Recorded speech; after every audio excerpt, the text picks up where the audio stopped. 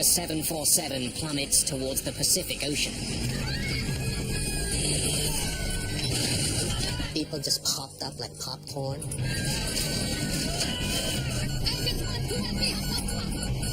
This airplane is totally out of control. It is going to crash. In 2 minutes, China Airlines Flight 006 drops 10 kilometers through the clouds. Airspeed 270, 280, 290. The plane begins to tear itself apart as it spirals towards the sea. I closed my eye. I thought I was gone. Altitude 15,000 feet, 12,000 feet, 10,000 feet. Emergency, emergency.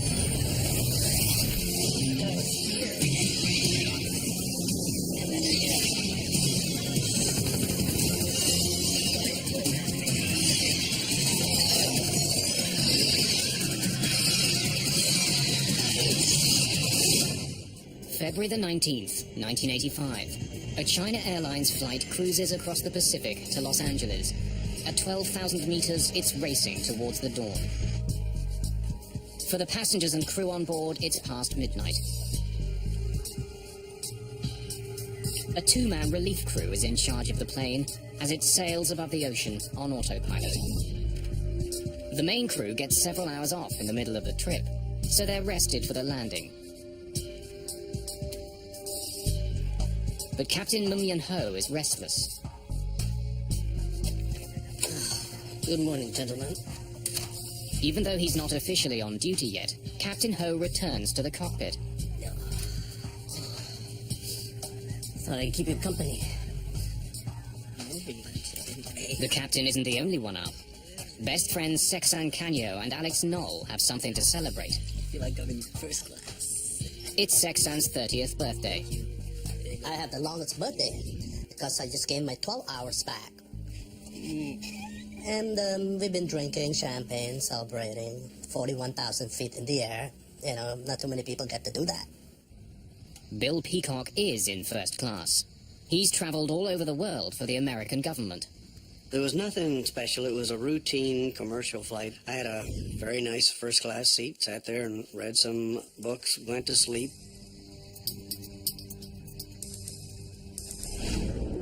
By now, the plane is nearing the coast of California.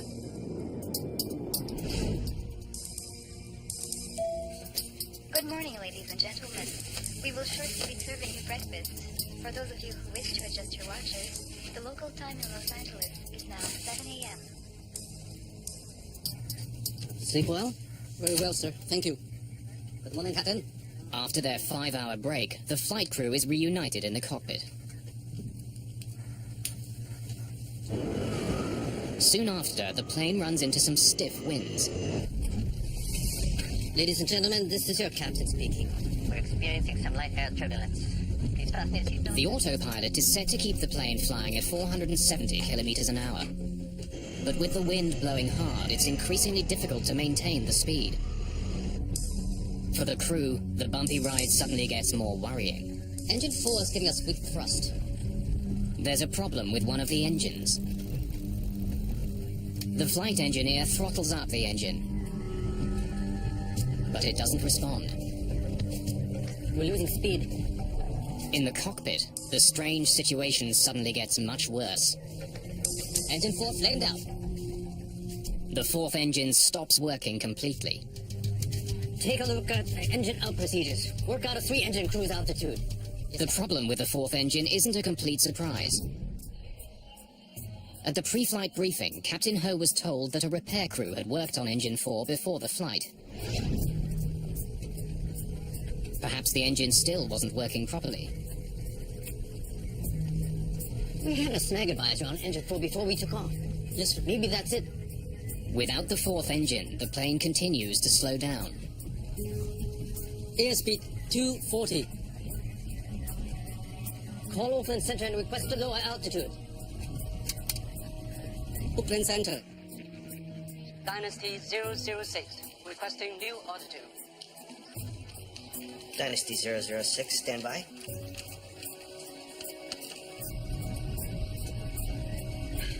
Reignite engine 4. Yes, Captain. At this altitude, there isn't much oxygen, so the chances of a successful relight are slim.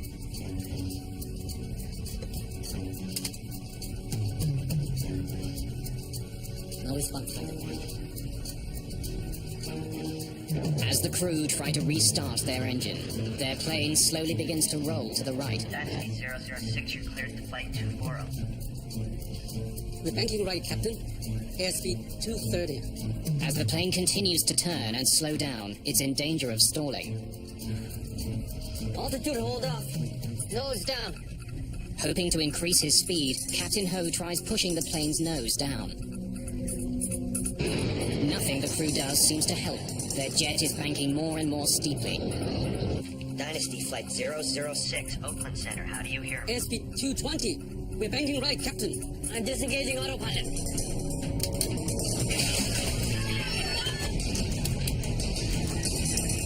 For the first time, Captain Ho takes manual control of the plane.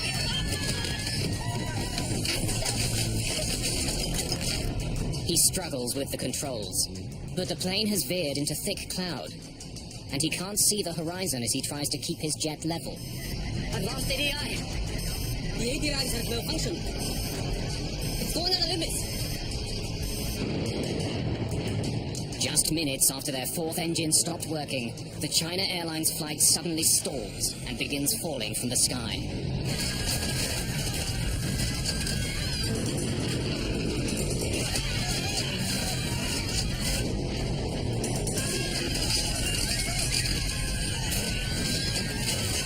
People just popped up like popcorn, hitting the cabin, and all the tray was flying. Hot tea, pots, noodles, and all the luggage in the compartment were hitting people. You could hear rivets popping. It sounded like bullets were hitting the outside of the aircraft, which, we're out in the middle of the ocean. Nobody's shooting at us. At that time, we didn't know we were going to live or die. China Airlines Flight 006 is out of control and hurtling towards the ocean.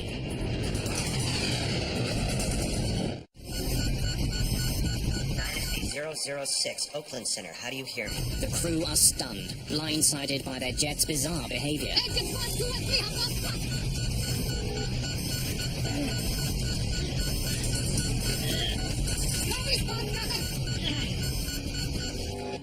Dynasty 006, Oakland Center, how do you hear me?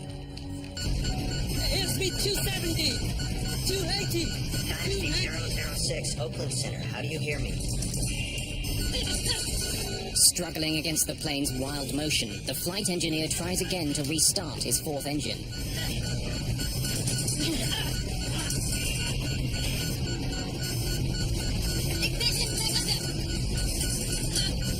The G-forces are so powerful that the flight engineer is pinned to the control pedestal.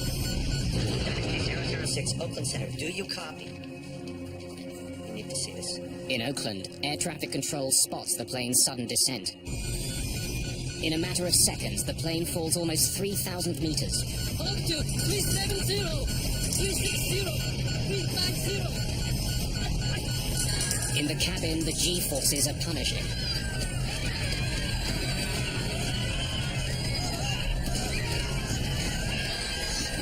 I closed my eye. I thought I was gone. I thought the plane just blew up in the mid-air. The plane is about to exceed its maximum speed. Approaching VMO. Tumbling madly through the clouds, the 747 finally starts to pull out of its nosedive. As the plane rights itself, the G-forces change direction. The passengers are pressed to the floor, feeling 5 times their normal weight. I remember looking over at this dignified, older Chinese gentleman who was sitting across the aisle from me. And his face was being contorted like this, like he was lying on his side in a wax museum in a fire. I mean, his face was just all contorted. As the crew struggles to regain control of the plane, it begins to slow down. Airspeed 180 knots and falling. Dynasty 006, Oakland Center, how do you read me? Airspeed 140 knots and falling. The jet is still dropping, but not as fast. This could be the crew's chance to regain control. I knew we were really in trouble because G-forces, instead of being horizontal started moving around to the vertical. So we were being pushed down into our seats instead of sideways. As their speed continues to fall, the flight engineer reaches desperately for the engine throttles. Airspeed 80 knots in falling. But the engines don't respond. No response. The engine has flamed out. After tumbling 3,000 meters in 30 seconds, the jumbo jet plunges again into another freefall.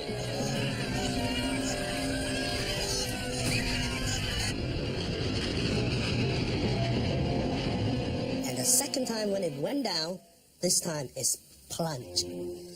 I mean, it went down. The change is swift. Once again, the passengers feel pulled towards the nose of the plane. You know, this airplane is totally out of control. It is going to crash.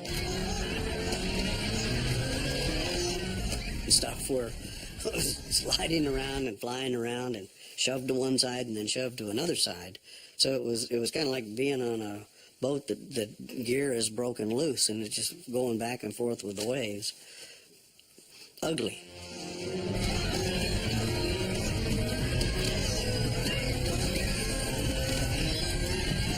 My stomach was up to my throat. To smell people urinating in the pans. I really made peace with the Lord. And I said, to myself, I said, I've really had a wonderful life. If this is the end, I'm ready to do it. Altitude 250. Airspeed 290. As the plane spins towards the ocean, the airspeed increases rapidly.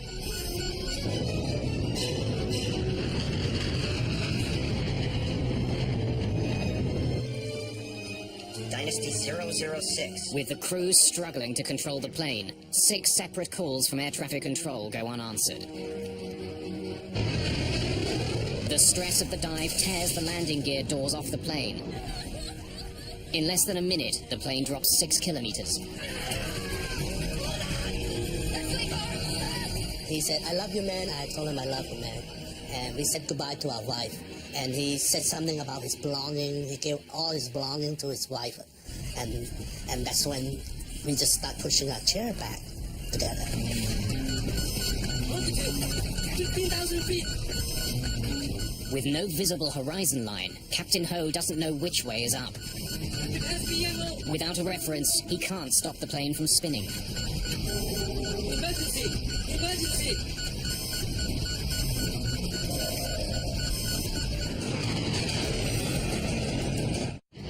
Nearing the end of a trip across the Pacific Ocean, China Airlines Flight 006 falls suddenly from the sky. After blindly plunging thousands of meters, the plane finally breaks free from cloud. And when this thing was falling down, it looked like you had a magnifying glass and you went like that. And all of a sudden the white water break becoming closer and closer, faster and faster. It's like incredible, and we thought we were going to die. Altitude 12,000 feet. As he struggles for control, Captain Ho has only 30 seconds before his crippled plane smashes into the ocean.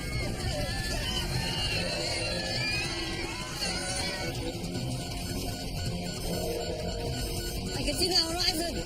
Altitude 10,000 feet. For the first time since beginning his harrowing descent, the captain can now use the horizon line as a reference in leveling the plane. As he tries to pull the plane out of its dive, the passengers pay the price. Their bodies are forced into their seats, battered by another dramatic change in direction. The G-force was so strong, and I weigh 200 pounds, so my weight was almost 1,200 pounds. It's a race against time, and the plane starts to win. ADI is coming back. As the plane finally begins to level, the attitude indicators return to normal. ADI is coming in. More importantly, as mysteriously as the incident began, 3 of the plane's engines regain power. Engines 1, 2, and 3 are coming back. Engine 4 still negative. Reignite engine 4. Yes, Captain.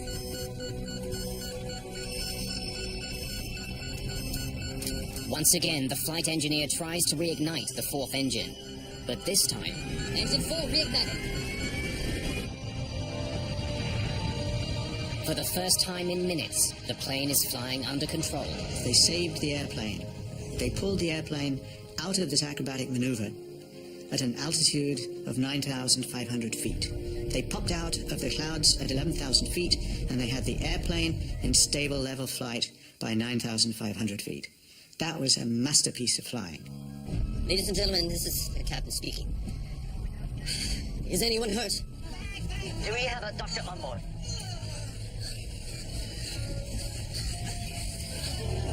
There's a gentleman be sitting behind me, all splattered with blood from hitting the compartment. So we kept flying, and next thing I knew that the whole plane was quiet, real quiet.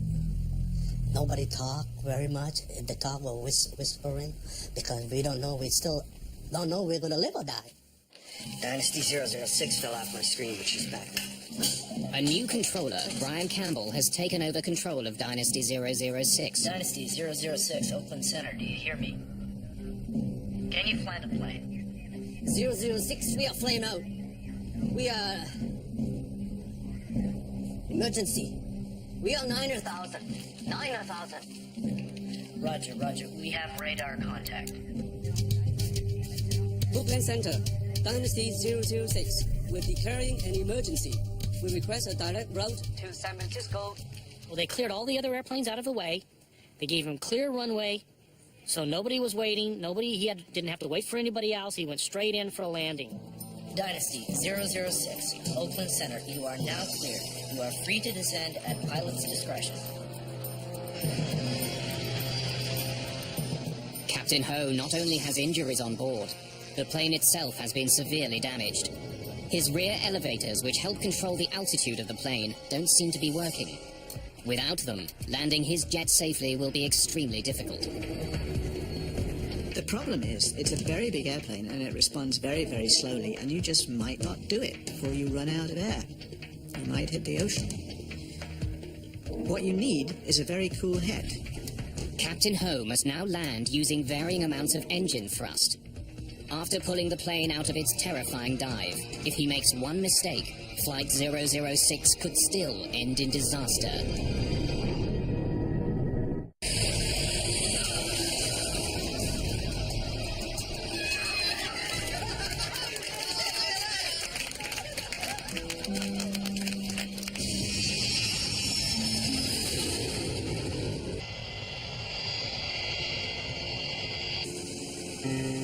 On the ground, the full extent of the damage to the plane can be seen. I saw this enormous piece of extremely complicated machinery that is much larger than most buildings, sitting there on the tarmac with bits ripped off it. Parts of the entire tailplane at the end were ripped off, as though a tornado had come through or a crane had been in and ripped pieces out of it. It was a very sobering experience. It's clear why the crew had such a hard time landing the plane.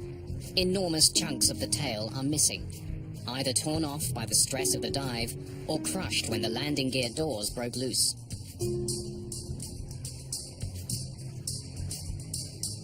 If the damage had been much more severe, the crew wouldn't have been able to regain control of their jet. 24 passengers have minor injuries.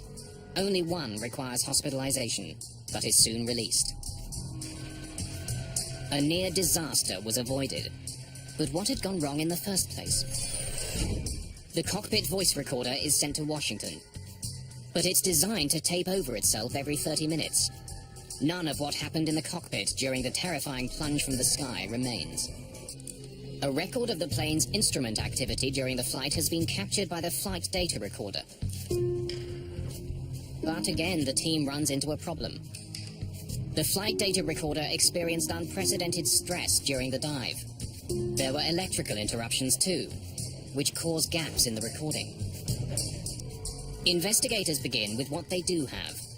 Passengers and crew report that just before the failure of the jet's fourth engine, the plane flew through unexpected turbulence.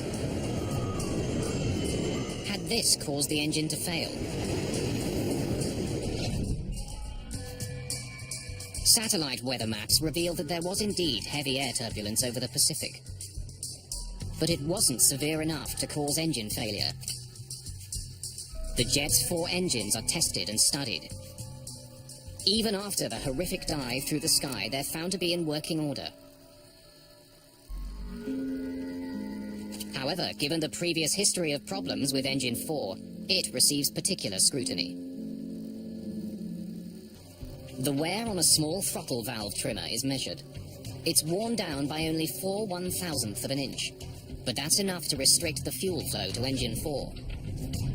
Engine 4 is giving us good thrust. Investigators determined that at 12,000 meters, Engine 4 did indeed deliver weaker than normal thrust. It's known as a hung engine. The aircraft logbook reveals that Engine 4 had been written up on 2 previous occasions just the week before. Perhaps the engine wasn't properly fixed, which led to the China Airlines mishap. The NTSB decided to dig deeper into the history of maintenance on Engine 4. We had a snag advisor on Engine 4 before we took off. Yes, maybe that's it. But after weeks of investigation, the NTSB concludes that the engine didn't need to be replaced. All the repairs were done according to the book. A faulty engine was not the cause of the accident. And even with the loss of 1 engine, the plane shouldn't have been in immediate danger. Engine 4 flamed out. A 747 is designed to fly on only 3 engines. There are standard procedures to follow in the case of an engine failure, but the crew of the China Airlines flight hadn't followed them. They tried to reignite the engine immediately instead of descending. Reignite Engine 4. Yes, Captain. They attempted a restart much too high. You are supposed to attempt to restart an engine only below 30,000 feet. They were at 41,000. But it's a little curious to me as why they didn't use the normal relight procedure. They were starting to try to relight the engine at altitude, and that would likely not relight. No response, Captain. It's a mistake, but it shouldn't have led to the plane spiraling out of control. So how had a manageable problem turned into a near disaster? I've lost ADI. The ADIs have malfunctioned. It's going out of limits. To get more information on what was happening in the cockpit, investigators interview the flight crew.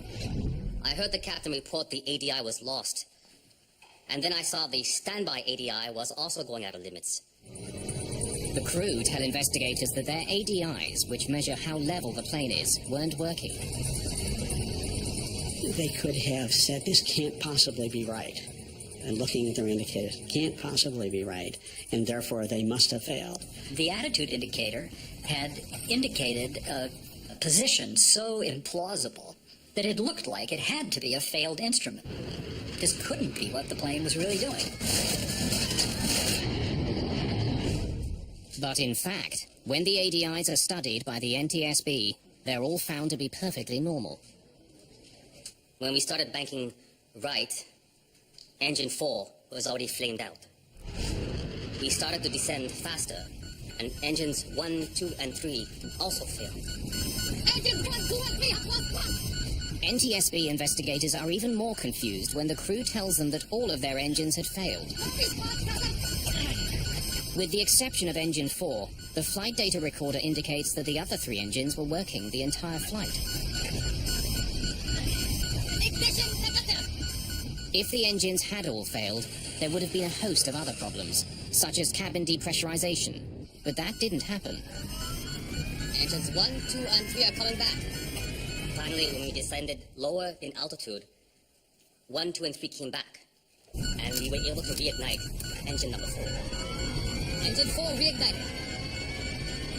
At the end of the dive, the crew had the plane under full power. It was a remarkable recovery. But to investigators, it's a puzzle. The story the crew is telling doesn't match up with the evidence they've uncovered. When the work is complete, there's only one conclusion. Apart from a problem with a small valve, there was nothing wrong with the 747 before it plunged from the sky. In fact, it was the crew that made a series of fateful decisions that almost crashed the plane.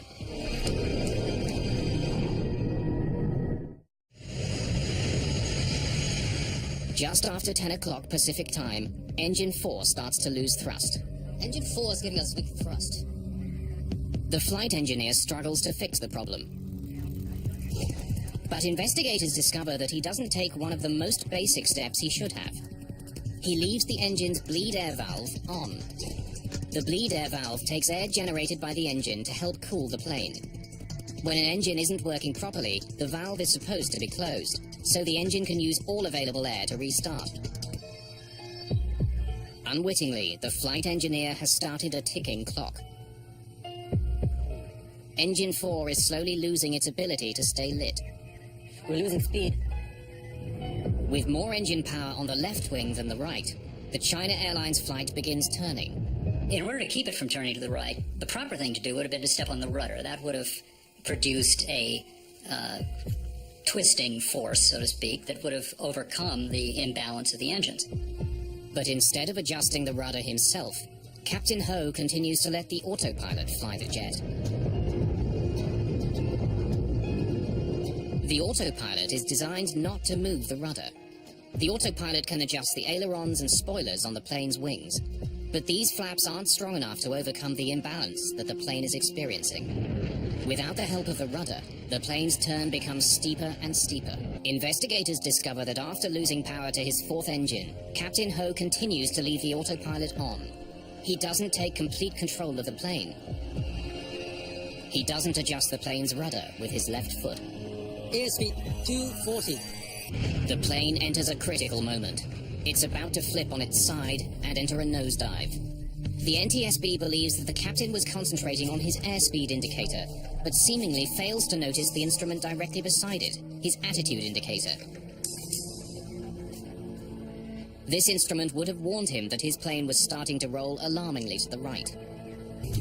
During the plane's nosedive, it flies through thick cloud. With no visual horizon as a reference, the flight crew must trust their instruments to level the plane. I've lost ADI. Instead, what investigators believe happened is that the crew became spatially disoriented. They decided that their instruments were failing. They simply didn't believe what they were seeing, and they thought they had lost their attitude instruments. They hadn't lost their attitude instruments. The airplane was, in fact, embarking on an aerobatic maneuver. The most probable reason for all three crew members believing something so unlikely as that all attitude indicators could malfunction in the same way at the same time is that the way in which they malfunctioned was so unexpected and strange that it didn't seem to correspond to any possible thing that the airplane could be doing. The airplane had in fact rolled over on its back and gone into a vertical dive, and that's something that Boeing 747s don't typically do. As the plane begins tumbling towards the ocean, another critical lapse in judgment occurs. Standby ADI was also going out of limits. I tried to restart. During interviews, the flight engineer told the NTSB that all three of the plane's working engines failed. We started to descend faster, and engines 1, 2, and 3 also failed. But the flight data recorder shows that, in fact, they were still working. In the heat of the crisis, the engineer had made an enormous mistake. The investigation reveals that as the plane fell, the thrust in each engine was indeed reduced dramatically.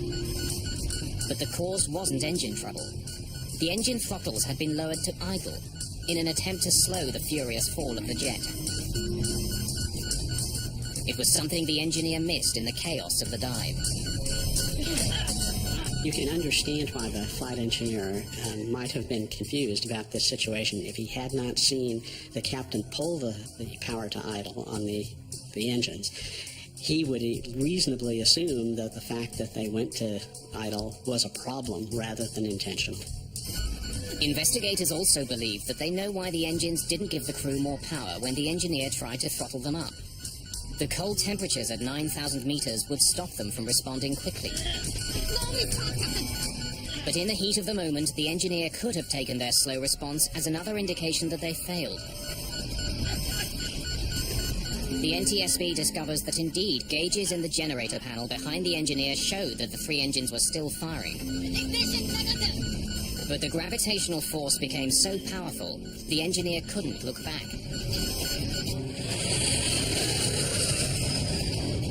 After months of painstaking recreation, the NTSB investigators believe they understand what happened inside the cockpit of China Airlines Flight 006. But what they don't understand is why. The crew's medical records are examined. Was there something wrong with the captain that might explain the bizarre behavior? Nothing turns up. You know, it wasn't just the Three Stooges who, won a trip on a 747 or something. It was a trained crew, highly experienced, thousands of hours. How could an experienced crew make so many fundamental mistakes? The investigators find the answers in the hours before the incident.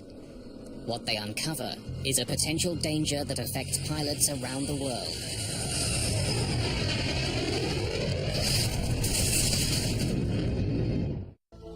The NTSB team decides to examine all of the factors affecting human behavior, including a new field of research.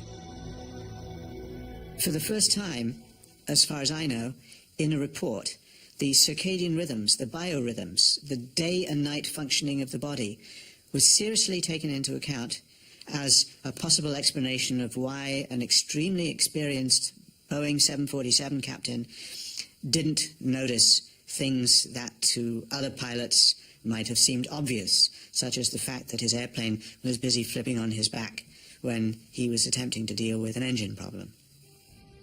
Although Captain Ho had the required 15 hours off duty before flying that day, the NTSB investigators take a closer look at the captain's schedule before the night of the flight. I do not think I was fatigued. I can't say I slept well during the flight. This accident occurred at what would be about 2 a.m. local time. And that's pretty significant. Most people are asleep around 2 a.m. So this incident occurred at a point in his, what are called circadian rhythms, in his body clock, where he would be at his deepest sleep. I remember also that he had gone back into the crew rest area on the 747, and he said he'd rested for 5 hours and slept for 2. But another thing I remember from his interview is he said, you never really sleep well on the airplane. Captain never sleep well during the flight. I worked many years for this airline, but I never had this problem before. That seemed like a very true statement. It's hard to get a really solid sleep on the airplane, particularly if you're the person in command, as he was. So, putting it all together, we saw this was an experienced crew, a qualified crew, and they were flying on a schedule that would make them susceptible to some of the negative or adverse effects of fatigue. During 6 flights in the previous 6 days, Captain Ho had covered a total of 18 time zones. Thought I'd keep you company. The NTSB research suggests that desynchronisis, or jet lag, may have been a cause. And I think all of these factors certainly would have contributed to his being performing at less than his full potential at the time. Investigators also take a closer look at the very machinery that is supposed to make long-distance flying easier. Take a look at engine out procedures. Work out a 3-engine cruise altitude. Yes, Captain. We have people in the front of airplanes because we believe that in circumstances which nobody has foreseen, the human being in the front of the airplane can react creatively, can solve a problem that nobody has thought about before in real time. And automation can't solve problems that nobody has thought about before in real time in quite the same way. The NTSB concludes that possibly fatigued from air travel and bored by the monotony of his tasks, We're banking right, Captain. I'm disengaging autopilot. the captain relied on his autopilot for too long. When he should have taken direct control, he hesitated, trusting his systems. That is obviously a failure. The crew didn't behave as they should have behaved. Pilot error. As a result of the China Airlines near mishap and other incidents around the same time, aircraft manufacturers began to rethink the design of their automated systems. The idea of the automation is that it's going to help the human do the human's job. It's going to help the human take the airplane from the gate to the gate at the other end, and it's going to help along the way. Boeing makes use of this particular incident to say we still want the crew to have full authority so that they can move the controls as far as it's physically possible to move them and to manage the airplane, even if it may bend the airplane. It is better to do that than to restrict the pilot's authority and then have him guess whether or not he's in charge or the computer's in charge. Whatever mistakes the flight crew made that day, they did succeed in their ultimate task. They flew the airplane well. They did an excellent job with the approach afterward. They were careful with the airplane. They knew the airplane had been damaged. They didn't know the severity of it. They were gentle with the maneuvering and yet tested enough to make sure that they wouldn't get themselves in further trouble as they made the approach to landing. The one big thing they did right, and one only ever needs to do one big thing, is they saved the airplane. And in principle, that's all you ever need to do right when something happens to your airplane. You need to save the airplane and you need to save the passengers, and that's what they did.